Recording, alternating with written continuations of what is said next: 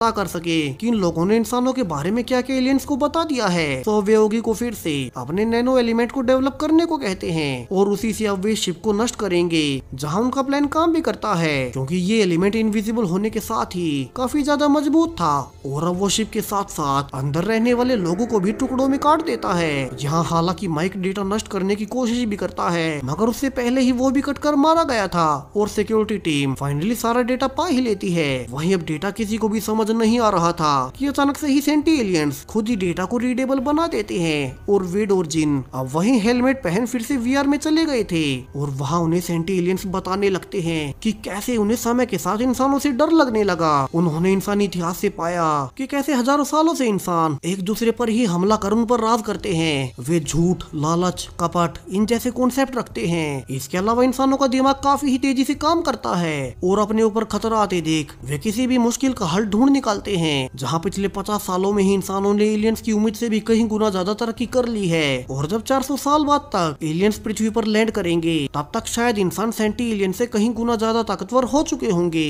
तो वही aliens physical रूप से अभी पृथ्वी पर पहुंचे ही नहीं है। तो सेंटी एलियंस ने एक नई टेक्नोलॉजी बनाई, एक एलियन एआई से बना सुपर कंप्यूटर जो कि पृथ्वी जितने प्लेनेट को आराम से चारों ओर से घेर सकता है। और चूंकि इसमें कोई मास नहीं था तो ये लाइट स्पीड से ट्रेवल करते हुए पृथ्वी पर कुछ साल पहले पहुंचा और इसी की वजह से शुरू में जो कुछ भी हो रहा था, जो कुछ भी इंसानों को दिखाई दिया, वो फिजिक्स के नियमों का टूटना, वैज्ञानिकों को अजीबोगरीब नंबरों को देखना और जिनको आसमान में स्टार्स की फ्लिकरिंग का दिखना, ये सब कुछ वही एलियन एआई कर रही थी जो कि पृथ्वी पर हर ओर फैली हुई है। और इसी की मदद से सेंटी एलियंस सैकड़ों लाइट ईयर्स दूर होने के बावजूद पृथ्वी पर वैज्ञानिक खोजों को बंद करवाना शुरू कर दिया और जो वैज्ञानिक उनकी बात नहीं मानते वे उन्हें मरवा देते हैं ताकि इंसान कभी भी टेक्नोलॉजी के मामले में उनसे आगे ना निकल सके। और यहाँ से अब एलियन एआई हर ओर से खुद को विजिबल करती है, जहाँ पृथ्वी के चारों ओर सभी लोग साफ साफ उस एलियन एआई को देख पा रहे थे जिसमें कि एक आंख भी बनी हुई थी, जो कि एक इशारा है कि एलियन सब कुछ साफ साफ देख पा रहे हैं।